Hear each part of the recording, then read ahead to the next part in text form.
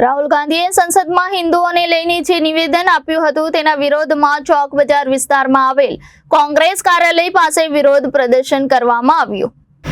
સુરત ખાતે ભાજપ દ્વારા વિરોધ પ્રદર્શન કરવામાં આવ્યું હતું। ચોક બજાર વિસ્તારમાં આવેલ કોંગ્રેસ કાર્યાલય પાસે વિરોધ પ્રદર્શન કરવામાં આવ્યું।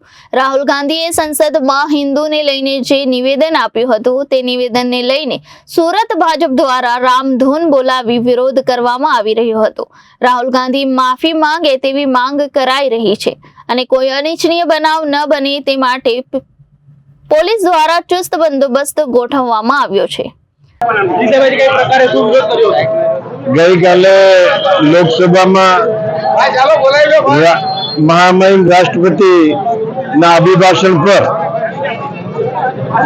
ધન્યવાદ પ્રસ્તાવને ઉપલક્ષમાં જુદી જુદી બધી જ પાર્ટીઓના નેતાઓને બોલવાનો લોકસભા સ્પીકરે મોકો આપેલો। એમાં જ લોકસભામાં પ્રતિપક્ષના નેતા રાહુલ ગાંધીને પણ મોકો મળેલો। એમાં એણે કાલે કોંગ્રેસના વિપક્ષના નેતા રાહુલ ગાંધીએ હિન્દુ ધર્મ માટે અહિંસક શબ્દ વાપરીને હિન્દુ ધર્મ સનાતન ધર્મનો ખૂબ અપમાન કરેલો છે। જે લોકો જ્યારે વોટ લેવાના હોય એવા રાહુલ ગાંધીએ કોર્ટ ઉપર જનેऊ પહેરીને આવે ને હિન્દુ ધર્મ એને સારો લાગે ને જ્યારે વોટની જરૂર નહીં હોય ત્યારે એમ કે હિન્દુ ધર્મ અહિંસક છે। એવો કોઈ દિવસ થતો નથી। હિન્દુ ધર્મ ઉપર કેટલાય અત્યાચાર થયા પણ કોઈ દિવસ અત્યાચારનો ભલે વિરોધ કરે પણ હિન્દુ કોઈ દિવસ અહિંસક હોઈ નહીં શકે। આ જે ઇતિહાસ હજારો વર્ષનો ઇતિહાસ ગવાય છે।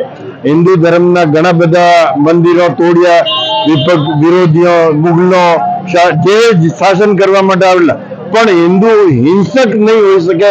આ એનો પ્રમાણ છે। આજે પણ રામ જન્મભૂમિ હમણાં રામ મંદિર બનેલો હજુ બી કૃષ્ણ ભૂમિ બાકી છે।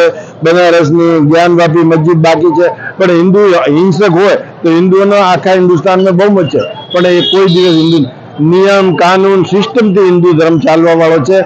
અમે એને લીધે ભારતીય જનતા પાર્ટી વતી રાહુલ ગાંધીનો સખત વિરોધ કરીએ છીએ કે એને હિન્દુસ્તાનની માફી માંગવી જોઈએ। Reporter Arvind Rathod, Janadesh news, Surat.